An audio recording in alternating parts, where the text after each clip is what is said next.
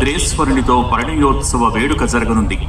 అంతేకాదు ఈ కోటి దీపాల మండపంపై కృష్ణా జిల్లాలోని ప్రసిద్ధ ఆలయం డోకిపురం నుంచి వేంచేసిన శ్రీదేవి భూదేవి సమేత శ్రీ వెంకటేశ్వర స్వామి వారి కళ్యాణ మహోత్సవం కూడా కన్నుల పండుగగా జరగనుంది. నేడు భక్తులను అనుగ్రహించేందుకు కాకినాడ శ్రీపీఠం పీఠాధీశ్వరులు శ్రీ పరిపూర్ణానంద సరస్వతి స్వామివారు, అలాగే బృందావన్ మహామండలేశ్వర్ శ్రీ భాస్కరానందజీ మహారాజ్ వారు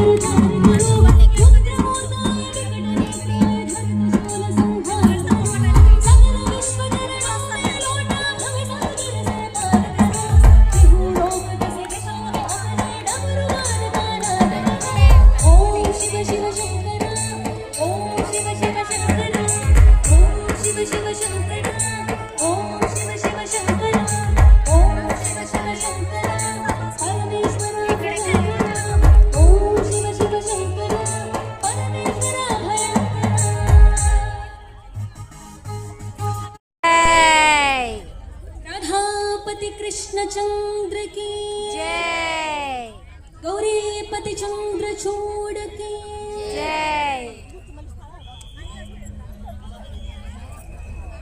सीतापति रामचंद्र की, राधापति कृष्णचंद्र की, गौरीपति चंद्रचूड़ की, पवन सुत हनुमान की, तपोवन ज्ञानानंद की, तपोवन ज्ञानानंद की, तपोवन ज्ञानानंद की, सीतापति रामचंद्र की, राधापति कृष्णचंद्र की, गौरीपति चंद्रचूड़ की, पवन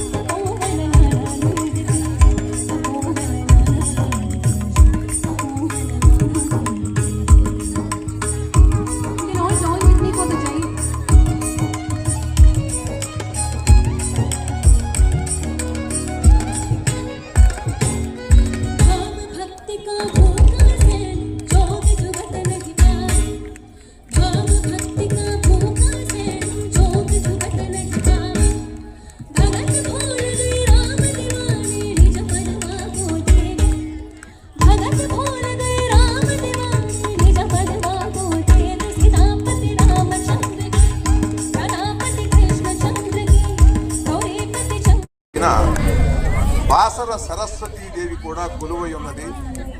కొద్దిసేపట్లో ఆ అమ్మవారి పూజ కూడా మొదలవుతుంది. ఈ సరస్వతీ తత్వం ఒక కవిగా నేను చదువుకున్నది, పెద్దల నుండి తెలుసుకున్నది మీతో పంచుకోవాలనుకుంటున్నాను. ఈ సరస్వతీదేవి చేతిలో ఒక పుస్తకం ఉంటుంది. ఆ పుస్తకంలో ఏమున్నది అనేది ఋషులు చాలా అద్భుతంగా చెప్పారు. ఒక నామంలో ఎంత అద్భుతంగా అంటే సర్వజ్ఞాన నిధాన పుస్తకధర. సర్వజ్ఞానము ఉన్నదిటండి ఆ పుస్తకంలో. సర్వజ్ఞానముకు కూడా అది స్థానం, నిధానం, నిధి అన్నమాట ఆ పుస్తకం. ఒక పుస్తకం అలా పట్టుకోలే మనం. కొన్ని పుస్తకాలు కలిపితే ఒక పెన్ డ్రైవ్ లో పెడుతున్నారు ఇవాళ. అలా ఈ అమ్మవారి చేతిలో ఉన్నటువంటి పుస్తకం వేదములు, ఉపనిషత్తులు, పురాణములు, గ్రంథములు, కావ్యములు, సర్వజ్ఞానము కూడా సమస్త జ్ఞానానికి నిధి అయినటువంటి పుస్తకంటది. సర్వజ్ఞాన నిధాన పుస్తకధర. అటువంటి పుస్తకం ఎక్కడైనా ఉన్నదా ఈ ప్రపంచంలో? అంటే ఆ మహాసరస్వతి వైభవాన్ని తెలియజేయటానికి చాలు. అలాగే ఈ అమ్మవారి లక్షణం ఏమిటి అని అంటే శబ్ద రూపిణి. శబ్దం. ఓం నమ శివాయ అంటే మీకు అది ఒక శబ్దం. ఆ శబ్దం వినగానే మీకు ఏమనిపిస్తున్నది? శివుడికి నమస్కారం తెలియజేస్తున్నారు అనేది తెలియజేస్తుంది. దాంట్లో అర్థం మీకు విడదీస్తే ఓం నమః శివాయ, శివునికి నమస్కారం అంటే ఒక శబ్దంలో ఒక అర్థం ఉన్నది, భావం. శబ్ద రూపిణి ఈవిడే, భావరూపిణి ఈవిడే. ఇలా ఈ శబ్ద భావములు రెండిటితో కూడుకున్నటువంటి ఈవిడ అక్షర రూపిణి. అక్షరము అంటే, క్షరము అంటే నశించిపోతుంది, అక్షరము అంటే నశించనిది అనే అర్థం చెప్తారు. అలా కాకుండా అక్షరము అంటే మనకి తెలుగులో గాని వేరే భాషల్లో గాని ఒక సంజ్ఞ, అంటే ఒక గుర్తు. ఈ ఊ చూడండి, ఆ ఉన్నట్టుగా ఈ ఉండదు, ఈ ఆ ఈ ఉన్నట్టుగా ఊ ఉండదు. అలా ఒక్కొక్కటి ఒక్కొక్క గుర్తు. ఆ అక్షరాలు పలుకుతున్నప్పుడు అవి ఉచ్చరిస్తే ఒక శబ్దం వెలువడుతోంది. శబ్దం వెలువడితే ఏమనిపిస్తుంది మనకి? వెంటనే అక్షరం గుర్తొస్తుంది. ఆ శబ్దంలో ఆ అక్షరం ఉన్నది. ఉదాహరణకి చి లా కా అన్నాం. చి వేరు, లా వేరు, కా వేరు. కానీ చిలక అని కలిపేటప్పటికి మీకు ఒక ఆకుపచ్చని పక్షి, దానికి ఎర్రని ముక్కు, బూడిద రంగు కాళ్ళు, ఇవన్నీ కూడా మీ మనస్సులో స్ఫురిస్తున్నాయి. అంటే ఈ స్ఫురణ గాని, ఆ అర్థము గాని, ఆ శబ్దము గాని అన్నీ కూడా ఒకటే, తీక్షణంగా ఉన్నది. ఇది కవిత్వమే, అది కవిత్వమే.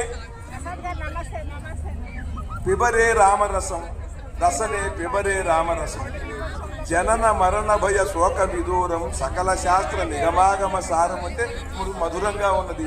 ఇది సాహిత్యమే. ఇది శ్రావ్యంగా ఉన్నా, మృదువుగా ఉన్నా, అది తీవ్రంగా ఉన్నా, అది తీక్షణంగా ఉన్నా అంతా సరస్వతి.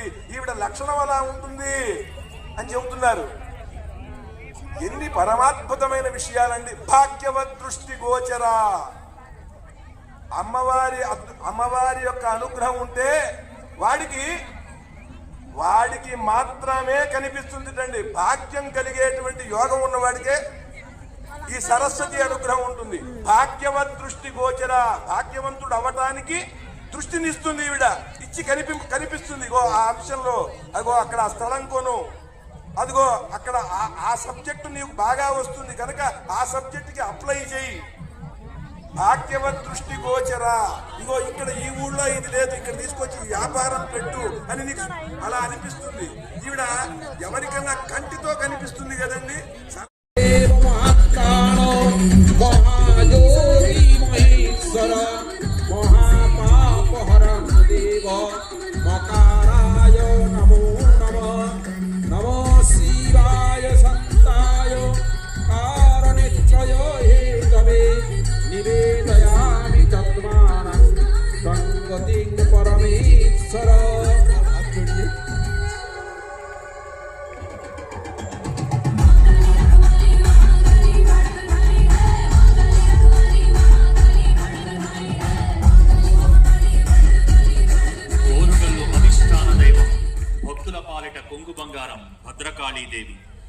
సరస భుజాలతో అత్యంత అపూర్వ సుందర వదనాల విందంతో అనుగ్రహించే ఆ తల్లి శీఘ్ర వరప్రదాయిని. ఆషాఢ మాసంలో శాకంబరి నవరాత్రులు, ఆశ్వయుజంలో దేవీ నవరాత్రులు, చైత్ర మాసంలో వసంత నవరాత్రులు అత్యంత ఘనంగా జరిగే విశిష్ట క్షేత్రం ఇది. అంతటి మహిమాన్వితమైన దివ్యధామం నుంచి భద్రేశ్వరుని సమేతంగా వేదికపై కొలువు తీరి ఉంది భద్రకాళి అమ్మవారు. దర్శించినంతనే భయాలను పోగొట్టే భద్రకాళి అమ్మవారి కళ్యాణ మహోత్సవాన్ని ప్రారంభించవలసిందిగా వరంగల్ నుంచి విచ్చేసినటువంటి అర్చక బృందాన్ని కోరుతున్నాం.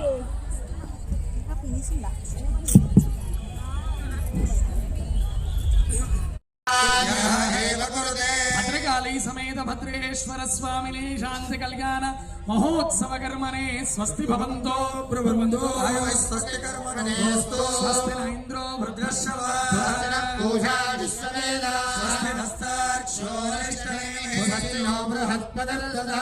భద్రకాళీ సమేత భద్రేశ్వర స్వామి శాంతి కళ్యాణ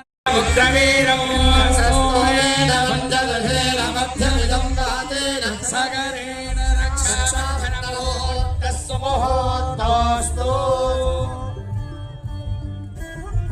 శ్రౌతస్మార్త నిత్య నైమిత్తిక కామ్య కర్మానుష్ఠ యోగ్యతా సిద్ధ్యర్థం పాణిగ్రహణాంగత్వేన పరమ పవిత్ర ద్వితీయ యజ్ఞోపవీత ధారణం కరిష్యే. యజ్ఞోపవీతాధిష్టాన గాయత్రీ నమః. సర్వోపచారార్థే ప్రార్థనా పూర్వక నమస్కారాన్ సమర్పయామి. స్వామివారికి యజ్ఞోపవీత ధారణ అవుతుంది. అందరూ రెండు చేతులు పైకి జోడించి నమస్కారం చేసుకోవాల్సిందిగా కోరుతూ ఉన్నాము.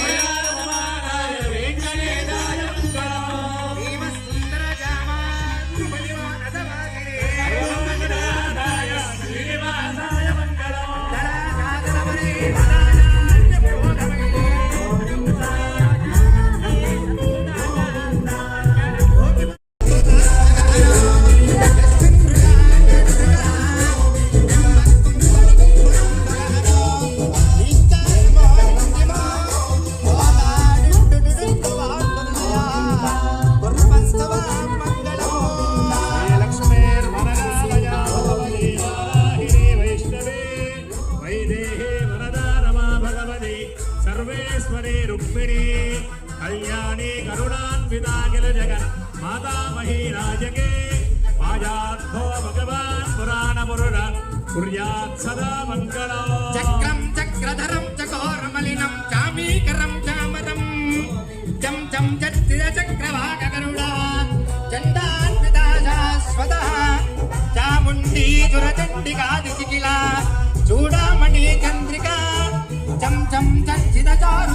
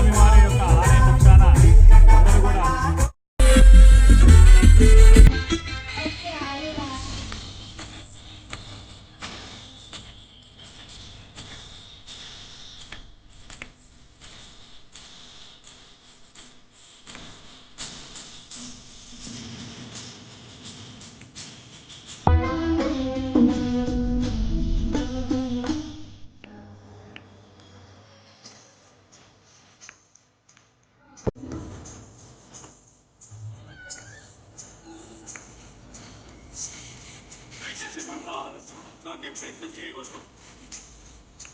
అలాగే ప్రారంభమైంది.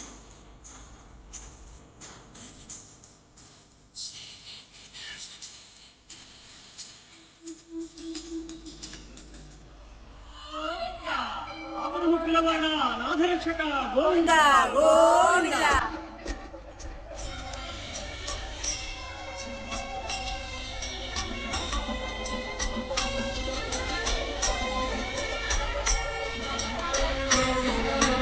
శ్రీనివాస శ్రీ వెంకటేశ భక్తవత్సల భాగవత ప్రియ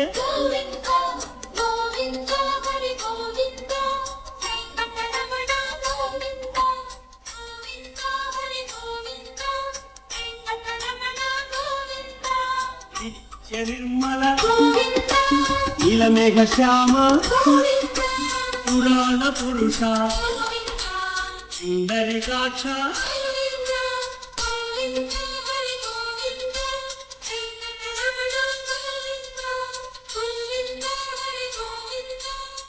భక్తవత్సల భాగవత ప్రియ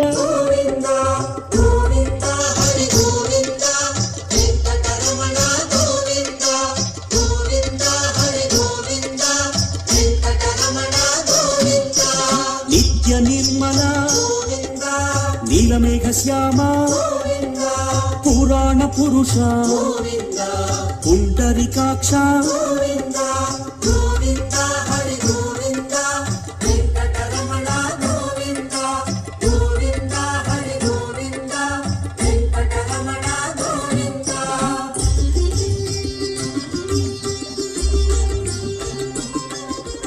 నందనందన నవనీత చోరా పశుపాలక హరి పాప విమోచన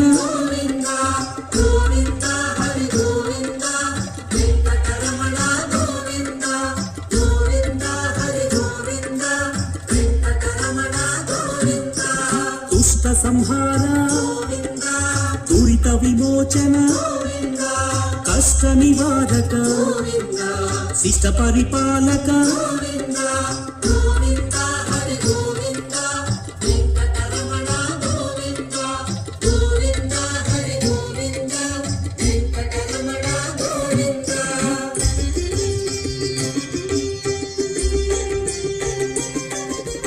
వజ్రమకుటధర వరాహమూర్తి గోపీ జనప్రియ గోవర్ధనోద్ధార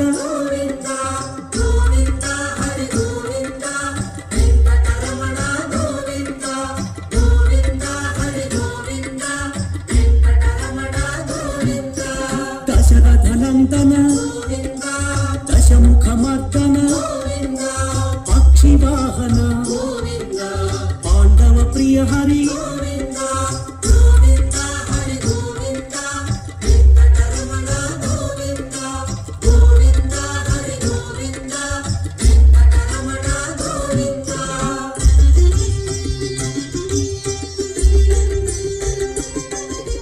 మత్స్యకూర్మ వరాహమూర్తి శ్రీ నరసింహ వామన భృగురామ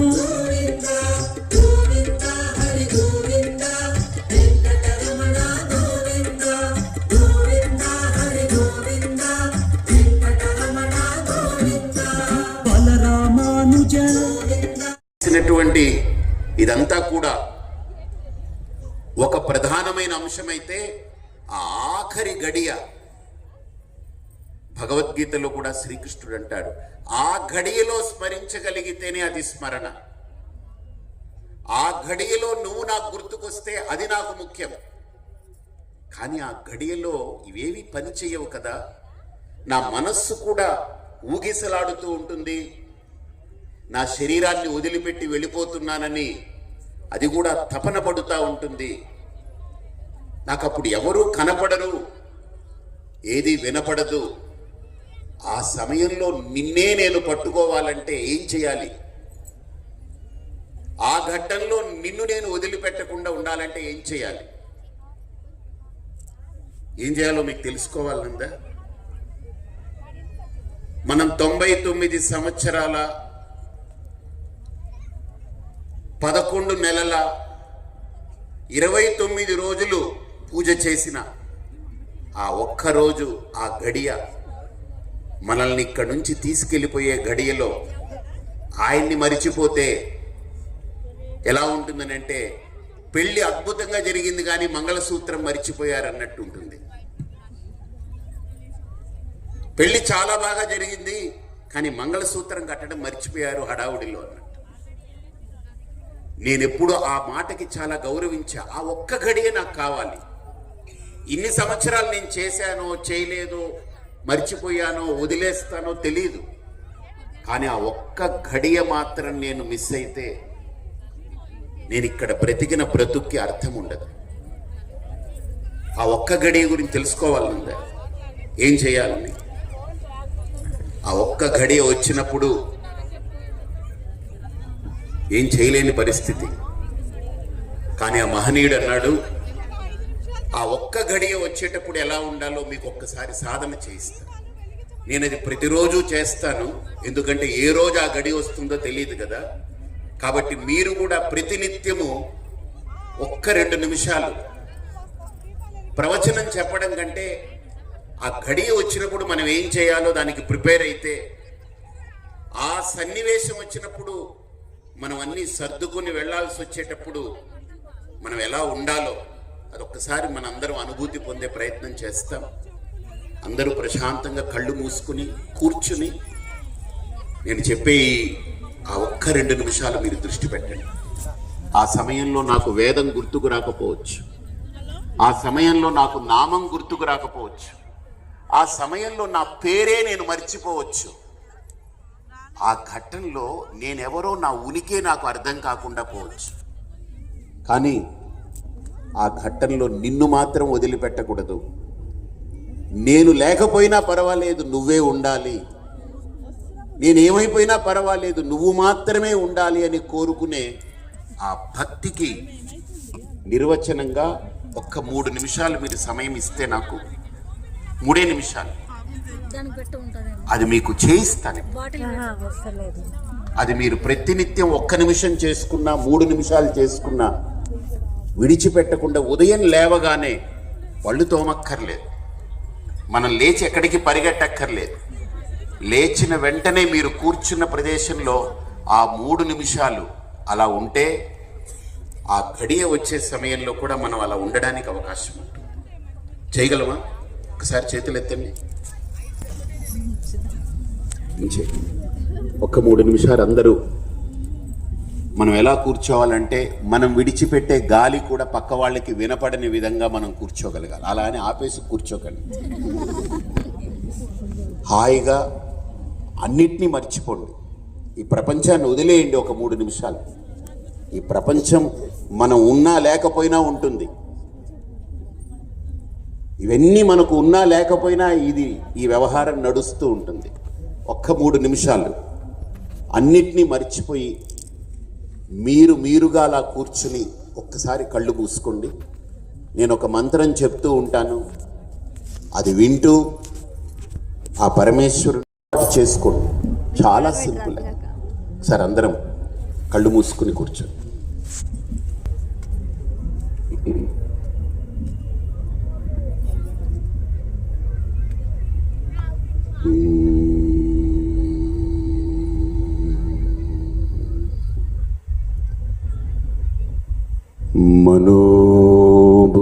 मनोबुद्ध्यहंकार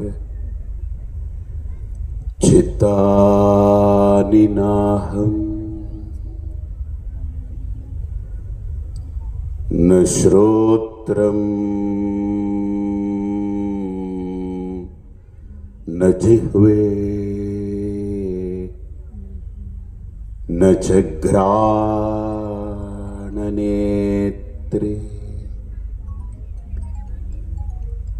न च व्योम भूमिः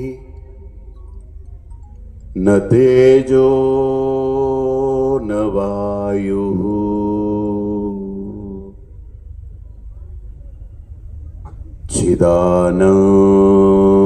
चिदानन्दरूपः శివోహం శివోహం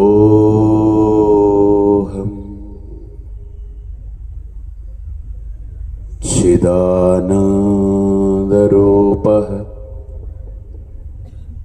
శివోహం శివోహం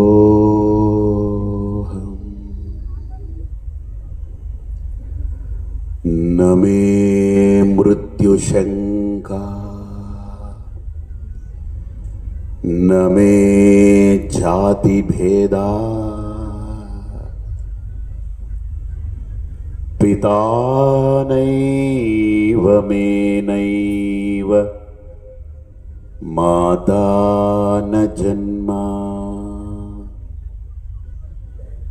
न धर्मो न चार्थो न कामो न मोक्षः चिदानन्दरूपः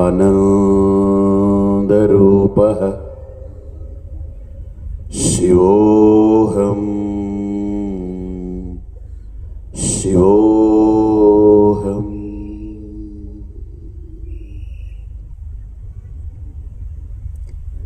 शिवोऽहं शिवोऽहं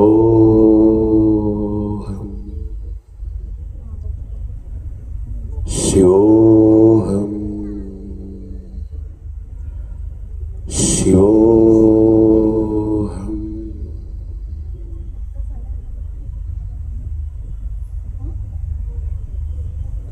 ఒకసారి అందరూ కళ్ళు తెరవండి. ఈ మంత్రం అర్థం ఏంటనంటే మనస్సు, బుద్ధి, నా ఆలోచనలు, నా ఇంద్రియాలు, నా శరీరం ఇవన్నీ నేను కాకుండా అయిపోతాను ఒకరోజు. ఆ రోజు నేనే నాకు అర్థం కాకుండా పోతాను. నన్ను నేను గుర్తు తెచ్చుకోవలసిన ఆఖరి ఘట్టంలో భగవంతుడా నన్ను గుర్తు చేసుకోవడం కాకుండా నిన్ను మాత్రమే గుర్తించుకునేలా నన్ను అనుగ్రహించు అని ఆ పరమాత్ముణ్ణి, నాకు మృత్యు అంటే భయం లేదు, ఎందుకంటే నేను మరణిస్తే ఏమైపోతాను అనే అనుమానం లేదు. నమే మృత్యు శంక, ఎందుకంటే నా మృత్యు అనేది ఈ ప్రపంచం నుండి పరమాత్ముడి దగ్గరికి తీసుకురావడానికి అది ఒక సాధనంగా భావిస్తా. అంతేగాని నేను ఈ ప్రపంచాన్ని వదిలి వెళ్ళిపోతాననే భయం పడను. నేను హాయిగా ఇంతకాలం ఈ ప్రపంచంలో నన్ను ఉంచావు, ఇప్పుడు నీ దగ్గరికి తీసుకెళ్తున్నావు అని భావిస్తా. నమే జాతి భేద, నాకు ఏ జాతి, నేను ఏ కులము, ఏ మతము అవన్నీ నాకు సంబంధం లేదు. అవన్నీ భూమి మీద ఉన్నప్పుడు గొడవ గోల, అవన్నీ గందరగోళాలు. పితానైవ మేనైవ మాతా న జన్మ, బతికున్నంత దాకా ఆవిడ తల్లి అంటాను, ఈయన తండ్రి అంటాను, ఇది నా అక్క అంటాను, అన్న అంటాను. ప్రాణం పోయేటప్పుడు వాళ్ళు నా వెంట రారు, నేను వాళ్ళ గురించి వెయిట్ చేయలేను. న ధర్మో న చార్థో న కామో న మోక్ష. నాకు మా అమ్మ అంటే చాలా ప్రాణం. ఎందుకు ప్రాణం అంటే ఆవిడ కళ్ళు లేవు. ఇది ఎన్నో సందర్భాల్లో చెప్పాను. ఆవిడ నన్ను ఈ మార్గంలో ఎందుకు పెట్టిందనంటే ఇతని ద్వారా ఈ ప్రపంచానికి కళ్ళు తెప్పించవచ్చు అని ఆలోచన ఆవిడలో ఉండేది. అలాంటి ఒక తల్లి, ఆవిడికి ఆఖరి ఘట్టం వచ్చింది. ఆవిడ నాకు చెప్పింది, నువ్వు ఎక్కడికి వెళ్ళకు, ఉండగలవా నాతోటి అనింది. అమ్మ 9 నెలలు నీ కడుపులో నన్ను పెట్టుకున్నావు కదా, 9 నెలలు అక్కడే నన్ను దాచుకున్నావు, భరించావు, కనీసం నీ కోసం ఆఖరి సందర్భంలో ఉండలేనా అన్న. ఆవిడతో నాకు అదృష్టం ఏంటనంటే ఆవిడ ఇంకొక 3 నెలల్లో పోతానని చెప్పింది. డాక్టర్లు అన్నారు 3 రోజుల్లో పోతుందన్నారు. ఆవిడ అనింది నేను ఉత్తరాయణం రావాలి, అప్పుడే వెళ్ళాలి అనింది. అప్పటిదాకా ఎవడు ఏమీ చేయలేరు, నేను సంకల్పం నాకు దృఢంగా ఉందని. ఆవిడ 1,08,00,000 గాయత్రి జపం 4 పురస్చరణలు చేసింది. ఆవిడ అక్షర లక్ష పురస్చరణలు. అలాంటి ఒక గొప్ప వ్యక్తి తన మృత్యువుని తను దర్శించి నాకు 3 నెలల తర్వాతనే వస్తుంది, ఏమీ నువ్వు గాబరా పడద్దు అన్నారు. ఆ 3 నెలలు మా అమ్మతో బ్రతికే అద్భుతమైన అవకాశం ఏంటనంటే 9 నెలలు కడుపులో బతికినప్పుడు నాకు తెలియలేదు మా అమ్మ ఈవిడ అని, ఏదో బతికేశాను. కానీ ఆవిడ్ని పంపేటప్పుడు 3 నెలలు మా అమ్మతో నేను ఆవిడకి ఒక అమ్మలా బ్రతకగలిగాను. నాకు అద్భుతమైన అవకాశం ఇచ్చింది.